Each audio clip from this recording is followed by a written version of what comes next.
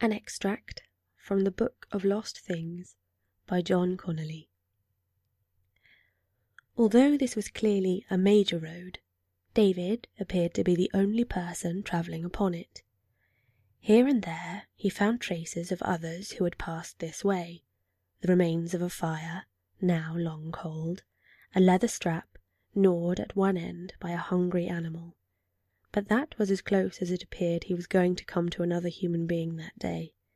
The constant twilight, which altered significantly only early in the morning and late in the evening, sapped his energy and subdued his spirits, and he found his attention drifting. At times he seemed to fall asleep on his feet, for he had flashes of dreams, visions in which Dr. Moberly stood over him and seemed to be speaking to him, and periods of darkness during which he thought that he heard his father's voice. Then he would awaken suddenly as his feet strayed from the path, his legs almost tangling beneath him as he moved from stone to grass. He realized that he was very hungry. He had eaten with the dwarves that morning, but now his stomach was rumbling and aching. There was still food in his pack, and the dwarves had added to his supplies a little by giving him some pieces of dried fruit. But he had no idea how far he might have to travel before he reached the castle of the king. Even the dwarves were of no help there.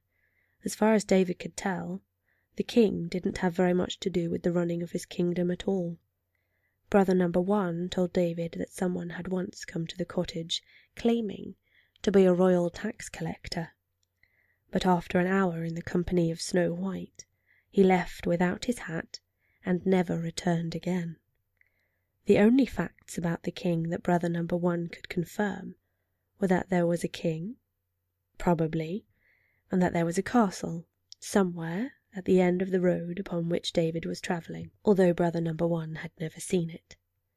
And so David walked on, his mind drifting, his stomach hurting, and the road glowing whitely before him.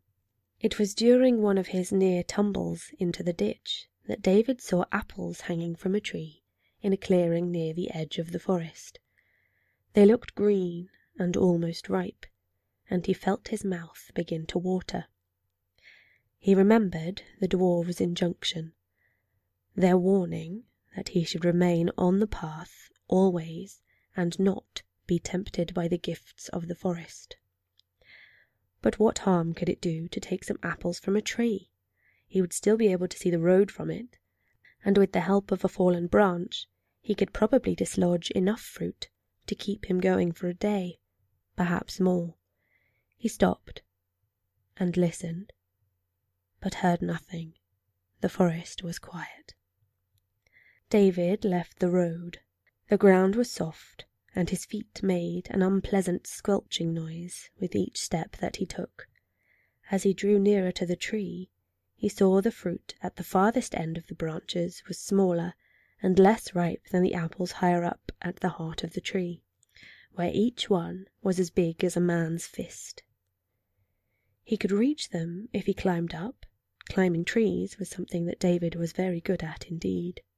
It was the work of only a few minutes to scale the trunk, and soon he was seated in the crook of a branch, munching on an apple that tasted incredibly sweet to him. It had been weeks since he'd eaten an apple, not since a local farmer had quietly slipped Rose a couple for the little uns. Those apples had been small and sour, but these were wonderful. The juice trickled down his chin, the flesh was firm in his mouth. He devoured the last of the first apple, and discarded the core, then picked another. He ate this one more slowly, recalling his mother's warnings about eating too many apples. They gave you stomach pains, she had said. David supposed that stuffing yourself with too much of anything was a recipe for feeling ill, but he wasn't sure how that applied if you hadn't eaten for almost an entire day. All he knew for certain was that the fruit tasted good, and his stomach was grateful for it.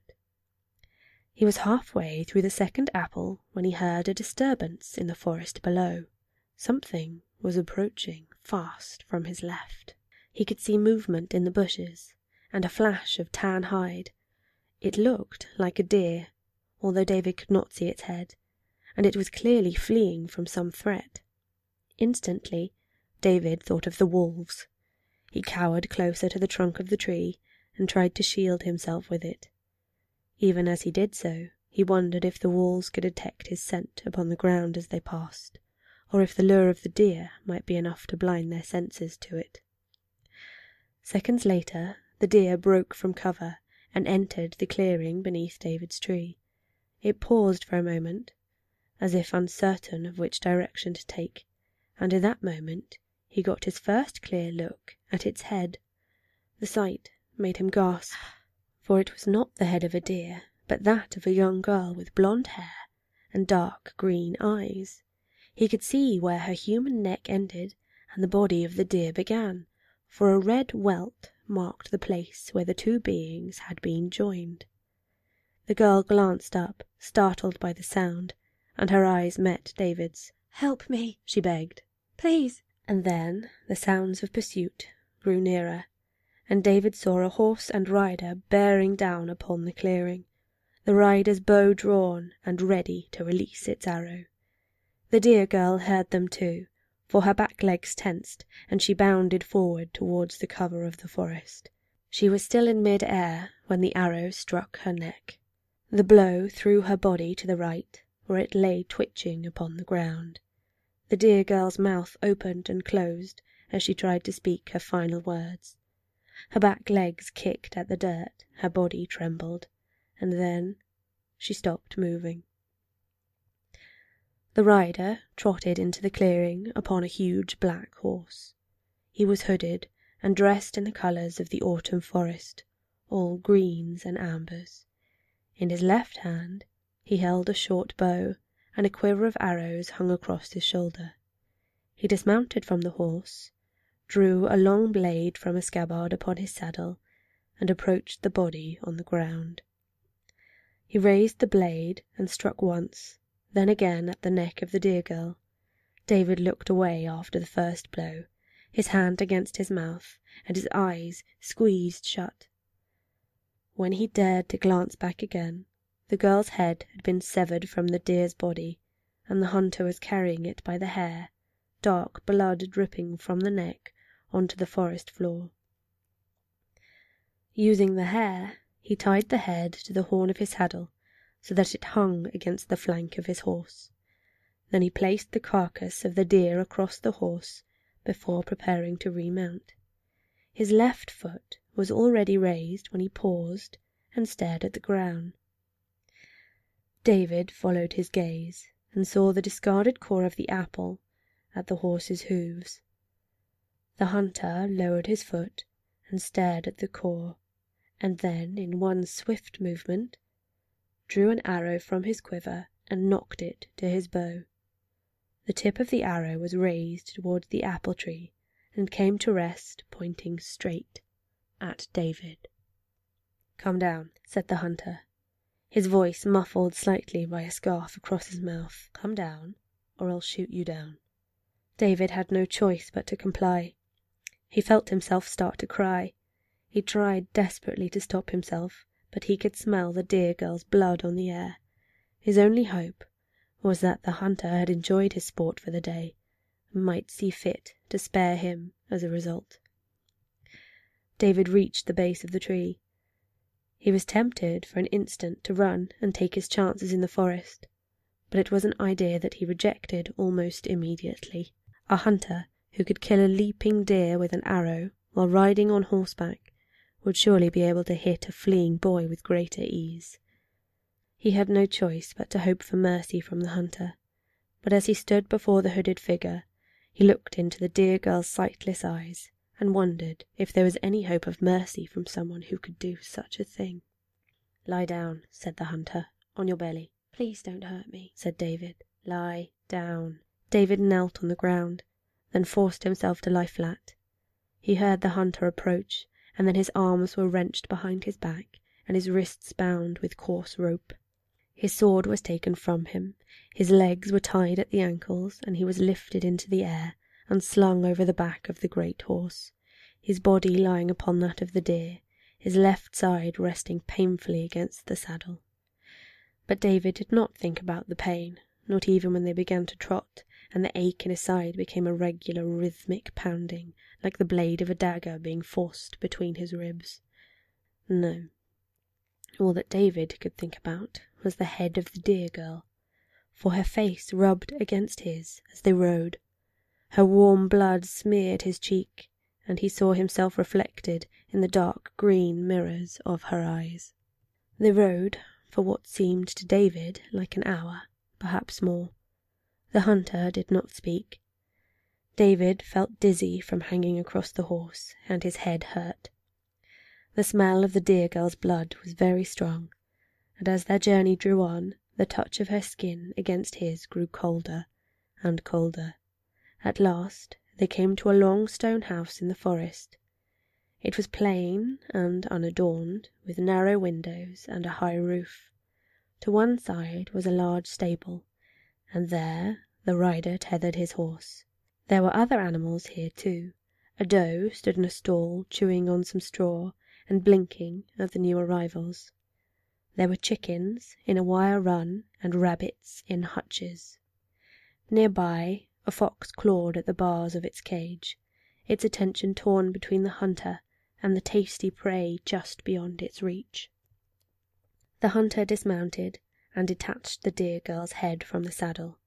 With his other hand he lifted David and slung him over his shoulder, then carried him to the house. The deer girl's head made a soft thudding noise against the door as the hunter raised the latch, and then they entered, and David was thrown upon the stone floor.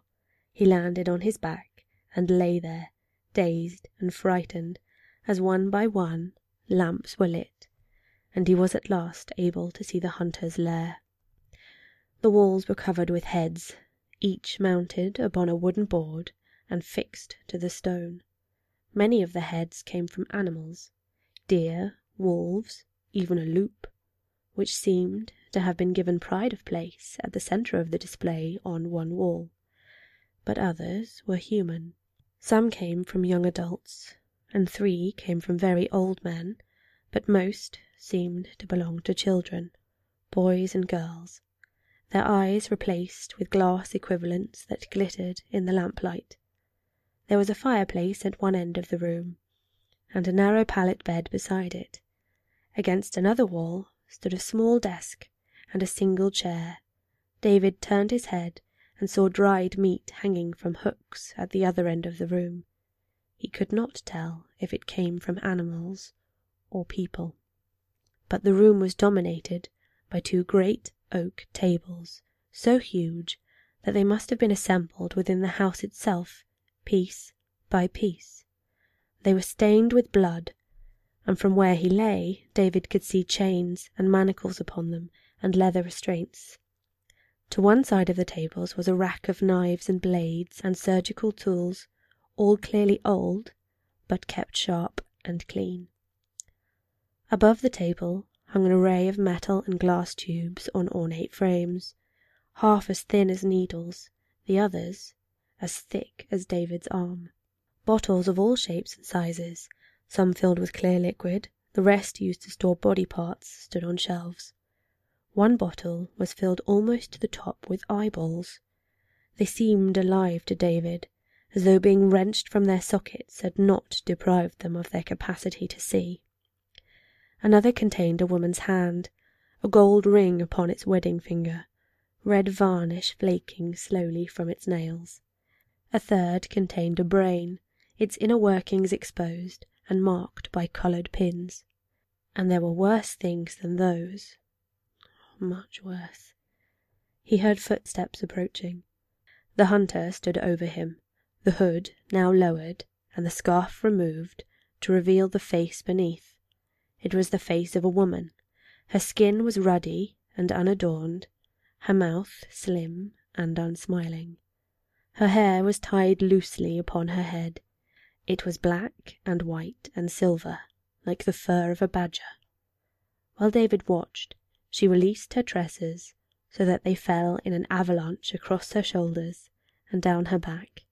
She knelt and gripped David's face with her right hand, turning his head back and forth as she examined his skull. She then released his face and tested his neck and the muscles in his arms and legs. "You'll do," she said, more to herself than to David, and then she left him to lie upon the floor while she worked on the head of the dear girl. She did not say another word to him until her work was complete, many hours later. She raised David and placed him upon a low chair before displaying to him the fruits of her labours. The dear girl's head had been mounted upon a piece of dark wood. Her hair had been washed and spread out upon the block, held in place by a thin glue.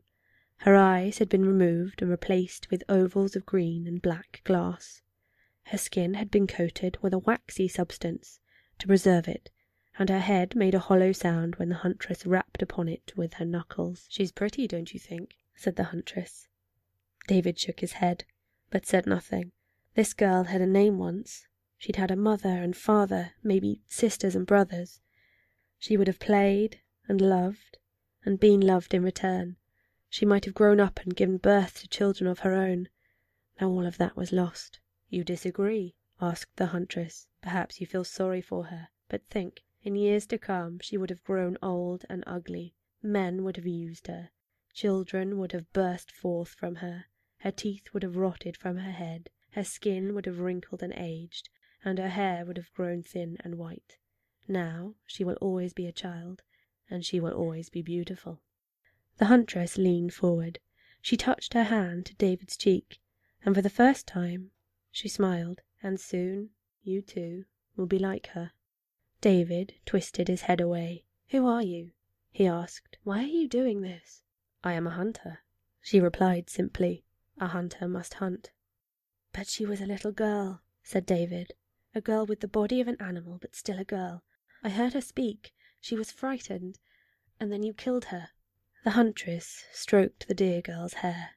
"Yes," she said softly. "She lasted longer than I expected. She was more cunning than I thought. Perhaps a fox's body might have been more appropriate. But it is too late now." "You made her that way," David said. Even though he was frightened, his disgust at what the huntress had done suffused every word. The huntress looked surprised at the venom in his voice, and seemed to feel that some justification of her actions was required. "A hunter is always seeking new prey," she said. "I grew tired of hunting beasts, and humans make poor game. Their minds are sharp, but their bodies are weak. And then I thought how wonderful it would be if I could combine the body of an animal with the intelligence of a human. What a test it would be for my skills, but it was hard. So hard to create such hybrids. Both animals and humans would die before I could bring them together. I could not stem the bleeding for long enough to make the union possible. Their brains died, their hearts stopped, and all my hard work would turn to nothing, drop by red drop. And then I had some good fortune. 3 surgeons were travelling through the forest, and I came upon them, and captured them and brought them here. They told me of a salve that they had created, one that could fuse a severed hand back upon its wrist, or a leg to its torso. I made them show me what they could do. I cut the arm from one of them, and the others repaired it, just as they said they could. Then I cut another in half, and his friends made him whole again. Finally, I severed the head of the third, and they fixed it again upon his neck. And they became the first of my new prey," she said, pointing to the heads of the 3 elderly men on the wall. "Once they had told me how to make the salve for myself. Now each prey is different, for each child brings something of itself to the animal that I fuse with it." "But why children?" asked David. "Because adults despair," she answered, "while children do not. Children accommodate themselves to their new bodies and their new lives. For what child has not dreamed of being an animal? And in truth, I prefer to hunt children. They make better sport and better trophies for my wall, for they are beautiful." The huntress stepped back and regarded David carefully, as though only now becoming aware of the nature of his questions. "What is your name, and where have you come from?" she asked. "You are not from these lands. I can tell from your scent and your speech." "My name is David. I came from another place." "What place?" "England." "England," repeated the huntress. "And how did you get here?" There was a passageway between my land and this one. I came through, but now I can't get back. So sad." "So sad," said the huntress. "And are there many children in England?" David did not reply. The huntress grabbed his face and dug her nails into the skin. "Answer me." "Yes," he said, reluctantly. The huntress released him. "Perhaps I will make you show me the way. There are so few children here now. They do not wander as they once did. This one," she gestured at the head of the dear girl, "was the last that I had, and I had been saving her.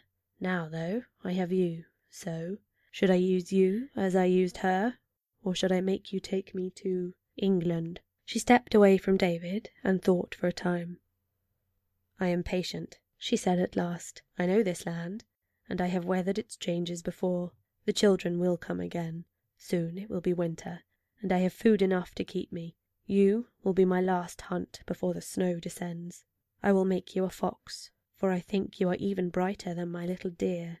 Who knows? You may escape me and live out your life in some hidden part of the forest, although none has yet managed it. There is always hope, my David, always hope. Now sleep, for tomorrow we begin." With that, she cleaned David's face with a cloth and kissed him softly on the lips. She then carried him to the great table and chained him there in case he tried to escape during the night, before extinguishing all of the lamps. In the firelight she undressed herself, then lay naked upon her pallet and fell asleep. But David did not sleep. He thought about his situation. He recalled his tales and returned to the memory of the woodsman telling him of the gingerbread house. In every story there was something to be learned, and, in time, he began to plan.